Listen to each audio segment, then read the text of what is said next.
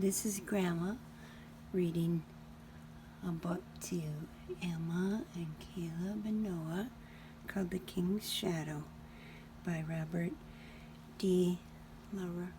Laranaga, illustrated by Joe Greenwald.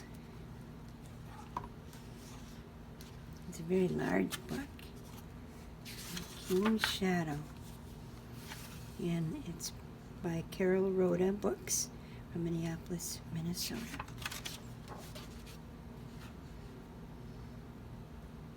Lots of colorful pictures of knights and kings in this book. Once there was a little king who was afraid of his own shadow. Sometimes he was even walking backwards to keep his eye on it,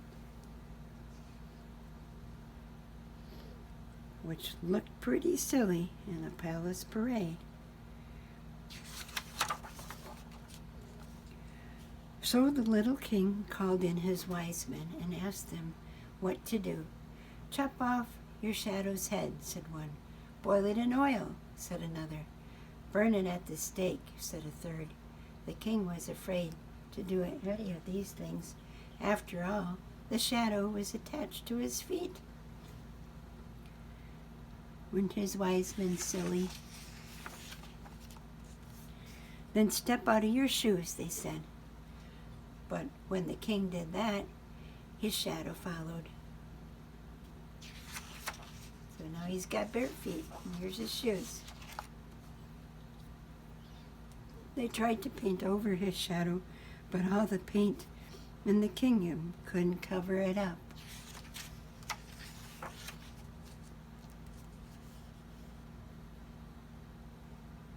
They tried to nail it to the ground, but the nails wouldn't hold. "It's no use, Your Majesty," they said. "You'll just have to learn to be brave."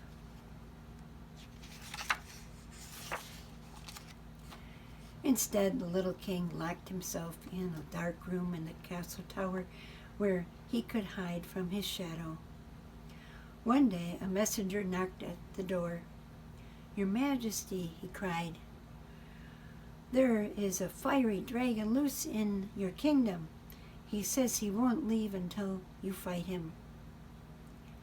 "I'm much more afraid of a dragon than I am of my own shadow," said the king.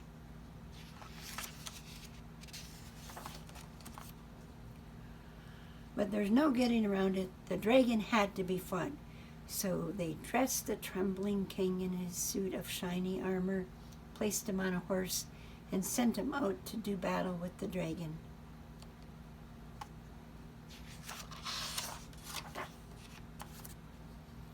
No, this was no ordinary dragon, or an ordinary knight could have slain him. He was twice the size of a house and had a terrible, terrible temper. He had spent the whole day breathing fire on haystacks and knocking over trees with his tail, but he wasn't the least bit tired. He was ready and waiting for the king. Emma, doesn't this look like the dragon we drew today? And look at the fire. So naturally the king got off to a late start. He wanted the sun behind his back so he could keep an eye on his shadow when he rode along. So see the shadows out here in the front in the purple? As the sun sank lower and lower, the king's shadow grew longer and longer. Finally, his shadow stretched 200 feet out in front of him.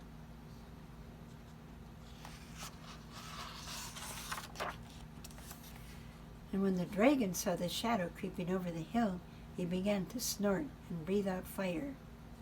So see the shadow coming down from the hill over there?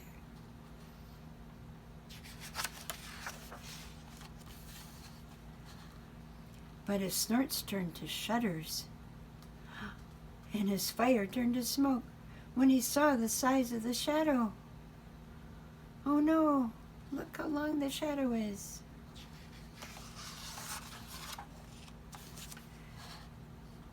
thinking he had seen a giant, thinking they had sent a giant to slay him.